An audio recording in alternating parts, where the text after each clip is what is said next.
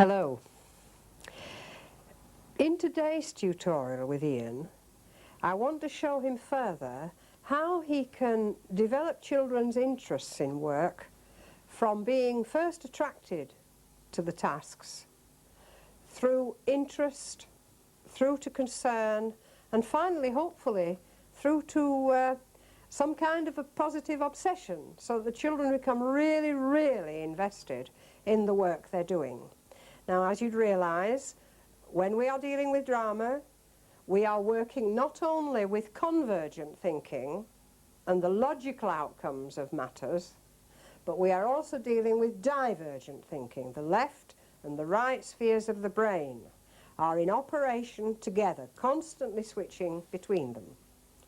And of course, drama allows us to inject a very direct human interest. We don't discuss supposing that, what about, and so on. We are actually saying, here we are involved in a situation which changes the social context of the classroom. The teacher is no longer always the one who knows and offers the information in a direct transmission way. Neither are the children simply enquiring. What it is a working laboratory.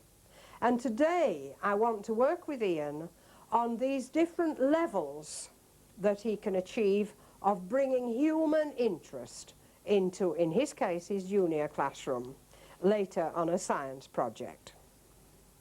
Now, don't mistake what you are going to see now for the kind of activity pictures that you often find in drama books, because frequently they are made to seem very artificial, as if everybody's hyperactive the whole time. There's a great deal of activity in drama is cerebral. A great deal is imaginative. The skill of the teacher is to set it up so that the children can see that as they create and perform the tasks of the work, they actually get feedback from it, and this resonates right through their whole thinking and being in the circumstances that we're dealing with. Now, there are 4 kinds of bringing human interest into the classroom that I want to deal with today. I'll show them to you on the board. The first kind is when you actually bring a person into your classroom who personifies somebody for you. Now, they don't work as actors. What they do is they present the person. Now, what they offer, the teacher, is they obviously offer a high focus. People get very intrigued. The second thing is they will offer correct information. So when we come on to showing Ian how he might work in this way, obviously we must have the best material, the best information we have here. They will respond with feeling, that is, they will behave as if they are that person, but everybody will see they are not really. They will use relevant vocabulary to the way that person would behave in their time, if they happen to be a period person or if they're a craftsman, and so on. They will always speak in now time, the now time of the theatre. I am, it is happening to me. And finally, they will sign everything appropriately. Now, that then needs a body. You've got to have somebody. You may only have them for 10 minutes, but you need a body. This group are representations of human interests, and the last thing you need in these is a body. But you do need something to represent living people. Now, what you get here is quite different from the personifications. Here you have an enigma. You can create a lure. You can intrigue people. They will invite inquiry. They will promote tasks that have to be done around them. You can make the sign in the classroom extremely complex. It's very safe work. You can deal, as I will show you soon, you can deal with bloodstains, for example, very safely, because you don't need real blood in a representation. And of course they can be very affected by the group. The group could draw on it, for example, whatever it is you represent. They can move things about. They can't really move a body about if they're a human person, because all kinds of matters arise then of invasion of privacy and so on.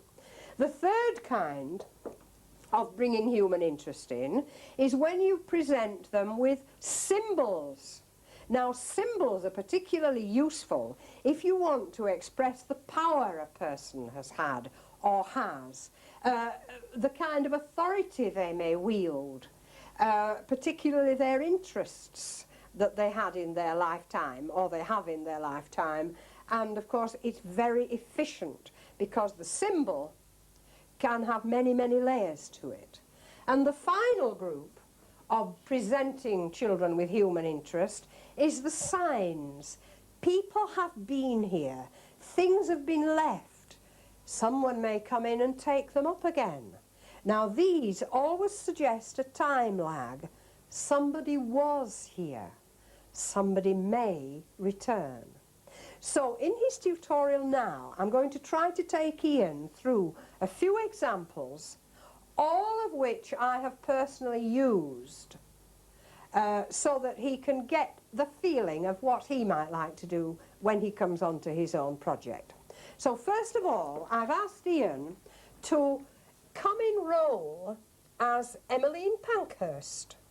Now, as you can see, it's nothing to do with whether he's a man or a woman, because he's simply functioning with Mrs. Pankhurst's concerns, but he will speak and respond with feeling. I've put the emphasis on the gloves, because I don't want anybody to think I've got a completely fully dressed Mrs. Pankhurst and get confused about whether she really is or she really isn't. Now, there are two contexts in which I might use such a role. One is, for example, if I was working with junior children on a project possibly related with history and geography, looking at women who in their time have influenced. And, for example, the junior child age 9 will have only known Mrs. Thatcher as Prime Minister, and of course Mr. Major just recently. But we might look at Mrs. Thatcher as Prime Minister. How has she influenced the whole world? She has travelled the world and so on. Mrs. Pankhurst influenced getting votes for women. Florence Nightingale influenced our health service, and Boadicea influenced the British fight against the Romans, if we can call it British at that stage, and so on. Princess Pocahontas coming from America to England to visit Queen Victoria, and so on and so on. So in the context of many such people, getting children to look at women who've influenced their times. In a senior school, I might be interested to use Mrs. Pankhurst in order to look at those times in Parliament and how women got the vote. But I would be considering here that by meeting Mrs. Pankhurst, the students might themselves write a pamphlet about Mrs. Pankhurst's affairs, her life, how she felt about what she did, the sorts of adventures she met in trying to get votes for women, the sorts of colleagues she worked alongside, so that high school students could well publish for younger children very interesting, direct information about Mrs. Pankhurst. Now, you see, we don't trouble that Ian has to speak with a feminine voice at all. The children will have direct access to enquire of Mrs. Pankhurst what she does, how she does it, what she feels about how she does it. My job is to make sure that the children have a point of view from which they will enter the situation with Mrs. Pankhurst. Now, I'd like to show you two more examples of needing a body. If we simply take these away now, and we'll make Ian now into a stone, a standing stone. We need a body, because the stone has to be able to reply. I'm simply going to drape this across. I'm using this because I've got it. Now, the stone can remember all the things that have happened close to it. So if you think of Big Meg in Cumbria, the stone is this. The head would be turned away and simply dropped. In this context, we can inquire of a piece of territory. What do you remember? What games have been played? Have people ever quarrelled near here?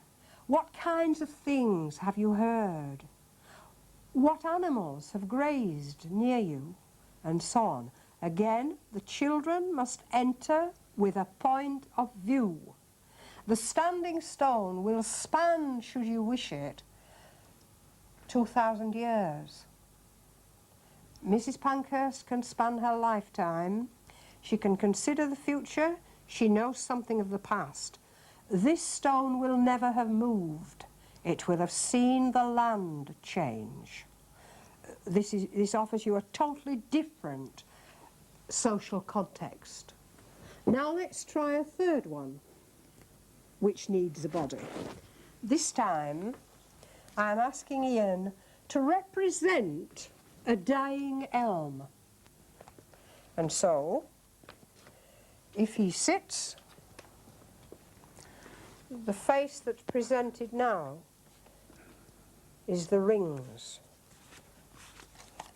And he is elm. That's all he needs. He is elm. The stone knows nothing of growth except the lichen which may spread over it. But the elm knows the seasons in a totally different way. The elm knows that sap rises, leaves fall, birds nest, and air moves constantly around and through the tree. The tree knows something of heights. The tree will know those who have sheltered under it. The tree may span 400 years of time. Again, the children need a context. Is it in the context of pollution in the atmosphere? Is it in the context of those great gardeners who planted the trees? Is it in the context of town planners who put trees to give horses shade? And buses don't need them the same way, though people do. Is it in the context of trees breathe? And so there are three examples where a human person can be activated to speak. Now I'm going to try to show Ian the second layer. If we just put these to one side, what will happen with this second layer then is that we have enigmas. So let's have a look at this enigma. We need to represent, this is in the context of music studies. The children are going to make a musical evening based upon the sort of music a person might meet in their lifetime. It was a group of adolescents who considered this, and they chose an 18-year-old to have died quite tragically on the moors when she was lost. Here you see we represent a human. Now Ian, I'll invite you to do what I invited the students to do. Will you draw her lifeline from the womb to the coffin? Now you see, a lifeline can double back on itself. Sometimes we find we repeat the patterns. So while Ian is drawing the lifeline, here you see we can be considering what kinds of music will such a person have found themselves coming into contact with. Does she have a Walkman? At what stage did she have a Walkman? So you see, you can put the Walkman in, the point where she maybe got a Walkman for her birthday, and some children get Walkman very young these days. Yes. Did she hear any music in the womb? What about all the nursery rhymes? It's a way of focusing attention, a human concern, into the creation of a music programme. It allows people, in this case it certainly did, to bring in their own tastes in music, of course, as well as allowed me to inject mine, because I could be her mother, because I can speak as her mother, as we work. She will become very real. She will be given a name. She will exist for us. And our music program will honour her life. So there is an example of a representation. You can't ask a person to lie down in a classroom and pretend to be dead. It's nonsense. Neither can you draw their lifeline on them. But this is completely coherent. Now, I'm no good at art, so of course I do what I can, the best I can. But do you see the resonances? The coffin is black. And again, I've simply used different colours because I don't want to suggest either a white person or a black person. It doesn't matter. The photocopier always copies them black anyway, so you get that dark tone. Now let's have a look at some more representations, Ian. Right. This is a means of bringing a person into the classroom.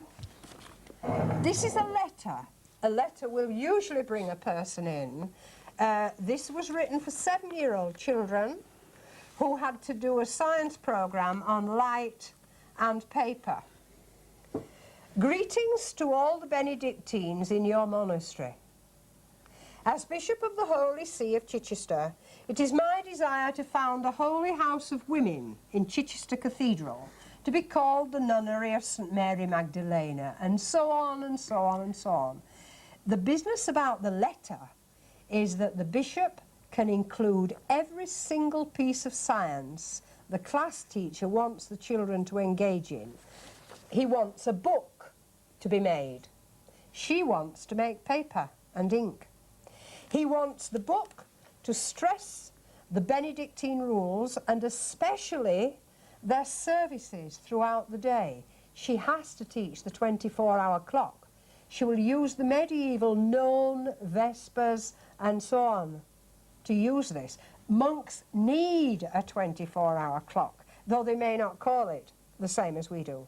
She needs the scriptorium to be enlarged because she wants a lot of careful measurement on area, and she wants particularly a time and motion study on how much space people need if they're writing with a stylus, right, and so on. She also wants to get the science of light in because the windows are very thick in Durham Cathedral, and their cathedral is modelled on Durham. And so also she's able to get the bishop to explain what an illuminated manuscript is. You see, he says, I have seen manuscripts which have been made by you, finely illuminated with beautifully patterned borders and illustrations. And we would be grateful if you would produce such an illuminated book as the nuns require. The letter is so efficient at creating a tremendous number of jobs in a quite small space. And of course for 7-year-old children, as this was designed, a lot of talk about what kind of man the bishop is and what sort of standards he would have allows the teacher, in changing the social context, to not sound bossy. It's the bishop who's going to be bossy. Right. Later, someone may come to represent the bishop as Mrs. Pankhurst was represented.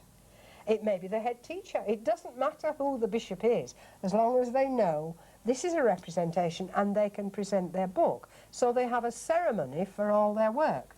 They have somebody to teach. They can show the bishop round the scriptorium, they can show the manuscript, they can explain their lives, you see. Yes. Now here is another representation. This was chosen by 9-year-olds. This represents a child in the 12th century who has been badly beaten by the reeve. This was in the context of the laws that are secular and the laws of the church which applied in those days. It was a church school and the children were examining just how the power of the monks was to block the reeve. We couldn't beat a child. We were trying never to break our vows, never to tell a lie, but what do you do when a reeve comes in looking for somebody you've hidden? So this was laid on the book trolley, and it was covered with the book trolley cloth. It was our fruit cart. And when the reeve came and wanted to search it, how do monks manage quickly? We don't know what the reeve will ask us. The reeve is the teacher. How will we manage quickly never to tell a lie? And later, it was pinned, if I might just use you again, Ian, pinned on the back of one of the children so that we could talk to the child about what life would be like if he chose to come and live with us. If he didn't wish to return to the village, what would life be like? Another way in which monks can explain to somebody else their life. It needn't actually be a person. It could be just pinned up on the back of a chair or over a sweater. It is a representation of a human. Once that is accepted, we have a new novice in our monastery. We don't need a body to fill it. We need it in our mind. Thank you very much, Ian. Now here's another one. And this is a very safe way of dealing with what might look like a horror movie. Throw your coat down there as if it's been dragged. And then just drop these blood stains on it or around it. We are representing a death, a quite horrible death. In the context, in this case, of looking at evidence, of learning how to watch something and drawing conclusions from it. So the context here, you see, the one I have used in this instance, has been, okay, when police officers are in training, they've got to learn to use their eyes. Right. Now, I've got these back from autopsy. I mean, the bloodstains have never been moved. I asked for them to be left. The thing is, we've got to work out just what we think happened. You see, we are dealing with sign. We can extend it so much because we give ourselves the right to use representations. You may say, oh, what a lot of trouble it takes. Well, it didn't really, because everything made is recyclable. I recommend you have a filing system. You never use it in the same way again. Make some blood stains, store them away, label them blood stains. They'll look a bit funny. And one day you think, that's just what I need. Never again will you use it in conjunction with that coat or training the police. But as a means of resonating and signing again, you see, it may be quite useful. Now, the last one in this section, that again is a little bit different, I want to try to show you, is this. We have to take this off rather carefully. Now, this was used with 9-year-old children, looking at archaeology and how scientists write reports. But it was in the context that the children were writing a book. They were writing a biography of their king. Their king was an Iron Age king. And of course we had invented our country, we'd invented our king, and we'd started to write the story of our king after his death. And of course he was the best king anybody'd ever had, because we were only 9 years old. He never did anything wrong. So I felt, this is too good to be true. You know, kings are not, I can't believe all this. So in order to just get this one, move towards the science now, but also challenge them on the fact that kings can do no wrong, I took a situation which I know arose in Maiden Castle, where a skeleton was found with a spear through its spine. So of course I had a letter, again I wrote it myself, coming from a famous historian who had read their book and had said he found it rather odd that in a tumulus in their land he had once dug up, and was sending evidence of this in a photograph, he had once dug up a skeleton and there was evidence that a spear had been put in through the back, not through the front, and that the man had been found in a dungeon with a dead horse. And how could they possibly explain this if their king was as good as all that? Yeah. So this caused us to learn that historians constantly review their understanding in the light of new information. And sometimes this may mean a whole rejigging of things. Again, you may think, well, it takes a long time. It didn't really, because another class did it for me. Right. And it will be used. I have to iron it regularly if I'm going to use it. Never will I use it in the same way again. So, those are the kinds of representations. That man can live now because we found his skeleton. This horse can exist because we could find his skeleton. The king exists because we've written the book. Yes. The historian exists because we've sent a letter. All these become people in our minds, and if we then want them to get up and walk about, we can say, well, it's drama. By our will, we will say, supposing that now, today, we will take the day when he was led to the dungeon, and we will consider why a king would put a man and a horse together in a deep dungeon, and the problems of getting a horse down there. Why is it necessary to hide two? Why not just destroy the evidence? And so on. Now the third section, you see, they indicate the power and the authority. Now, if we just cover these so that we don't get them flying all over the place, here now we are dealing with symbols. Now, symbols represent not so much the people, but the sort of authority they may wield. Now, these are pretty poor swords. I've just made them out of paper. When I actually used these, I had good swords. It was one of the occasions when I needed really good ones. Can you imagine a group of 6-year-old children who are watching television in Australia because there is a series on about King Arthur? Now, of course, I thought King Arthur would be something like we think King Arthur is. Well, it wasn't. I got it all wrong. However, a queen who comes along to some 6-year-old children and says, do you think Merlin should put the sword of laws into the stone, or the sword of wars into the stone? There's a modern question. And so the children discussed what Merlin should do, and Arthur begins to live. And so does Merlin. Right. Because the question is very highly focused. It isn't this a nice sword and isn't this an awful sword?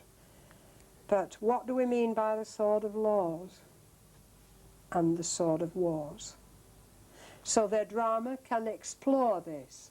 They chose, after a lot of discussion and a lot of action, what do wars cost and what do laws cost? So there's a fair amount of fighting, though not rushing about and hitting one another. Creating the wounded after wars. Painting the wounded. Making a gallery of images to show the king. Before he draws the sword, which shall he draw? Writing laws that are good for people, because it's only by having all this ready to show the king he knows and can take guidance, you see. Now here is another symbol. This is the mason's mark. A man built this building. Somebody was here before. This place has known human voices. Who was this man? What was he building when he was putting these stones together?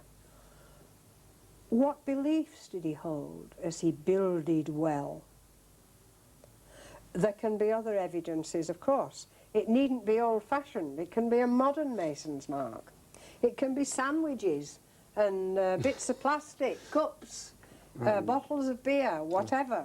Right. It can rekindle the life in the place because it begins from here.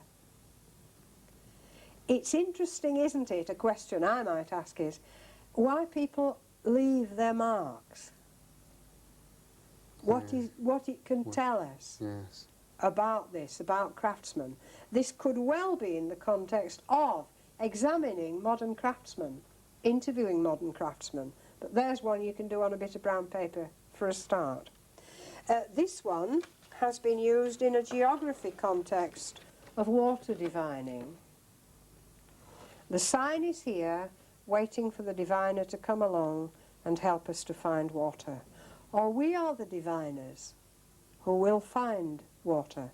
This was used in the context of geography, getting the vocabulary of the geographical elements in a watershed, as in the Rocky Mountains and so on. But you see, the human interest, the mystical interest is there as well. It's all right to know all the names, to have them correct. That kind of knowledge is exciting and wonderful, and we need it. Alongside this kind of knowledge, the mystery. Mm.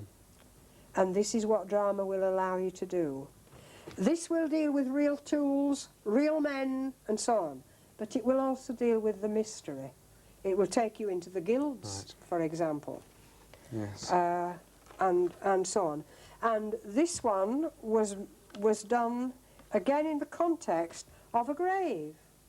It's simply some broken shards of pottery. Signs, symbols, in this case, symbols that someone has been cared about enough to be buried with pots. What does it symbolize? What sort of people were they who would fill pots with grain and oil and place them there? So again, you have humans. If you have those, you have humans. You have those who brought it there, and you have those who lay there and were laid there. Along with the skeleton, then you can move straight to the Iron Age, because you can lay the skeleton in Iron Age terms and so on. We're always resonating. We're always in context, and the children will always enter with a point of view. It is never, come and have a look at this. It's always a carefully constructed point of view from which they will enter the circumstances, and it's like a torch shining in. And that then spreads as you shed the light round, as it begins to reverberate and widen the circles of interest, you see. Now, the last group are signs that people have been here. Now, they are not symbols. A symbol is always more than what it represents. It is not a sword, is a sword. It is a sword, is the symbol of power to operate as a king. Right. A vessel is a symbol of the journey after death. Right.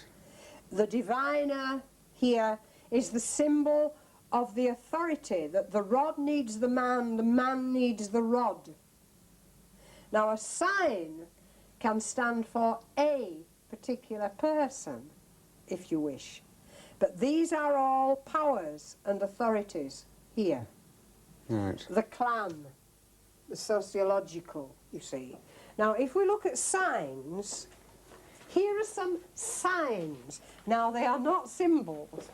We breed horses, and if they have hooves as big as that, that's the sort of horse we breed. Right. And so if you want to buy a horse from us, I always have to worry about getting these hooves in the right way. Anything that fits that is one of our horses. So you see, that's a sign. You can see them on our door. We run a Shire horse breeding establishment. Right. We breed the best Shire horses, and you can always tell, I mean, I'll just bring this one forward. Now, I'm signing, and I'll just walk her over, you see.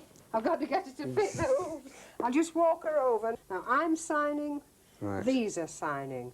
And when those are there, we know there's going to be a horse put there We lay them out whenever we're going to bring a horse in. Right. And the children always did it. I mean, this was their pride and joy. From that sign, There's a horse. Yeah. they knew how big. Shire horses are massive to small children, you know. I mean, for me, they have to be like this so they're big enough for the children. You see what I mean? Right, that's one sign. Now let's have a look at this one. You recognise this straight away, Ian. There's Man Friday, if you wish.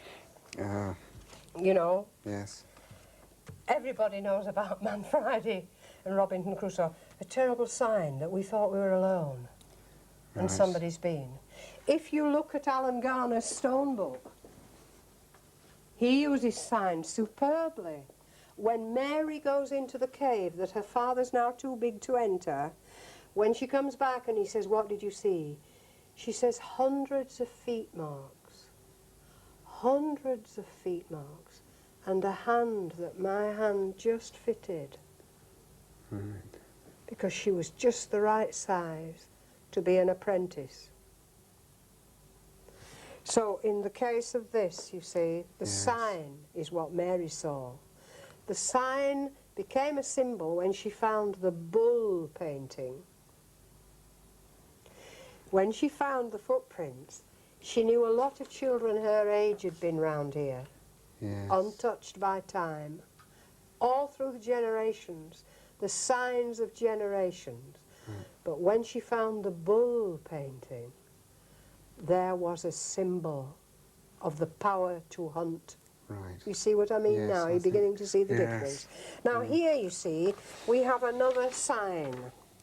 We have a prisoner scratching something on a wall. Right. Now I've just invented this, but that prisoner will live because we found some S's for F's for S's and so on to give a bit of a hint. The sign of the times, as you might Right. say. Pity the poor prisoner. No light my fight hath not, but all light so swift to go. You could build the building round it. Now I don't think that's Yes. particularly clever. In the light of famous prisoners, Yes. and it's already happening in Iraq. Signs are being found now of the way people have died and so on. So this enters people into the past very easily. It enters people very graphically into how it must have been Yes. to be living under those conditions. And another sign here, you see, it is not a symbol. The context makes the sign. Yes. Here we have a hoard of coins. The sign that somebody was here and buried them. They're just simple, made out of milk bottle tops and chocolate papers. But the sign we find. I once worked with some 9-year-old children on the Backworth treasure, because the most perfect Roman patera ever found in Europe was found at Backworth in Northumberland. And I worked with children who found the sign that Romans had been. People had been hiding things, and finally we found the Backworth treasure in the 18th century and took it to the British Museum. Northumbrians are still arguing about that it ought to come back here. And so you see, you have all these 4 ways. You can choose what feels safe to you. It's difficult to understand the difference between the coins as a sign and the vessels as a symbol. Yes, yes. It's the way they will enter the circumstance. Yes. If I ask the question, shall he have a sword of law or a sword of war, it is asking a symbolic Right. level question. Yes. But if I say, he's going to his coronation, I don't know which sword you'd like him to have on today, then you're dealing more with a sign. You see? So it's according to the level. Obviously, that can become a symbol if it can represent more than itself. Right.